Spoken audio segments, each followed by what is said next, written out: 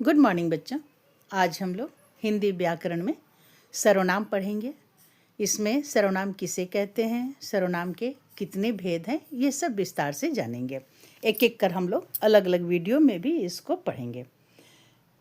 तो सबसे पहले ये जानिए कि सर्वनाम क्या है। तो जो भी शब्द संज्ञा के स्थान पर आता है उसे हम लोग सर्वनाम कहते हैं। अब इसे विस्तार से समझिए कि संज्ञा के स्थान पर आता है का क्या मतलब हुआ। यहाँ मैंने कुछ वाक्य लिखे हैं। इन वाक्यों को पढ़ने के बाद आप समझ जाएंगे। जैसे मदन एक अच्छा लड़का है। मदन 7वीं कक्षा में पढ़ता है। मदन पढ़ने में बहुत तेज है। मदन बहुत अनुशासित है। मदन प्रतिदिन समय पर विद्यालय आता है। मदन के पिता बैंक में कर्मचारी हैं। अब इन वाक्यों में जिन शब्दों को अंडरलाइन किया हुआ है उसे देखिए। मदन, मदन, मदन, हर जगह मदन। अब ये इस तरह के वाक्य जब हम पढ़ते हैं तो ये सुनने में अच्छा नहीं लगता है। यहीं पर हम सर्वनाम का प्रयोग करते हैं। जैसे मदन एक अच्छा लड़का है। अब मदन के विषय में कुछ भी आगे कहना है तो उसकी जगह हम सर्वनाम का प्रयोग करेंगे।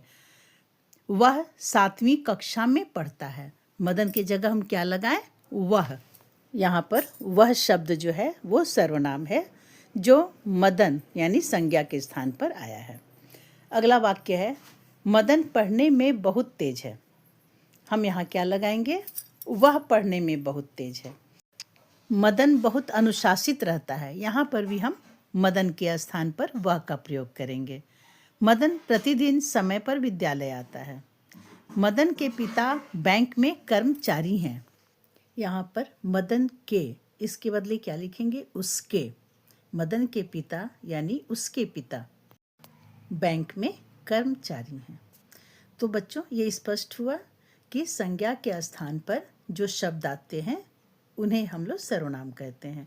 मदन संज्ञा शब्द है क्योंकि किसी के भी नाम को हम लोग क्या कहते हैं? संज्ञा कहते हैं। तो मदन किसी का नाम है तो मदन संज्ञा है। और मदन के स्थान पर वह, उसके, ये सब शब्द जो आए ये सारे शब्द सर्वनाम है। ऐसे सर्वनाम और भी बहुत सारे हैं। मैं कुछ सर्वनाम का यहाँ उदाहरण दे रही हूँ। रीमा ने किताब खरीदी। उसने उसे पढ़ लिया। यहाँ पे रीमा संज्ञा शब्द है क्योंकि ये एक लड़की का नाम है। और किताब भी संज्ञा शब्द है क्योंकि किताब एक वस्तु का नाम है। तो इस वाक्य में दो संज्ञा शब्द हैं, रीमा और किताब, और दोनों के स्थान पर नीचे के वाक्य में सर्वनाम का प्रयोग हुआ है। जैसे उसने उसे पढ़ लिया। यहाँ पे उसने जो आया है वो रीमा के बदले और उसे शब्द जो आया है वो किताब के बदले आया है। तो उसने सर्वनाम शब्द का उदाहरण है और उसे भी सर्वनाम का उदाहरण है। और एक उदाहरण देखिए, मोहन स्कूल गया। वह वहाँ पढ़ता है। अब इस वाक्य में मोहन एक लड़का का नाम है यानी यह संज्ञा है और स्कूल एक स्थान का नाम है तो ये भी संज्ञा शब्द है। इन दोनों के बदले नीचे जो शब्द का प्रयोग हुआ है वो सर्वनाम है। जैसे मोहन के बदले वह और स्कूल के बदले वहाँ। कुछ अन्य सर्वनाम मैं आपको बता रही हूँ। मैं, हम, तुम, आप, वह, यह, कौन, जो, कोई, अपना, उसका, मेरा, तुम्हारा, उससे, उनसे, ये सभी सर्वनाम के उदाहरण हैं। तो बच्चों अब आप सर्वनाम अच्छी तरह से समझ गए।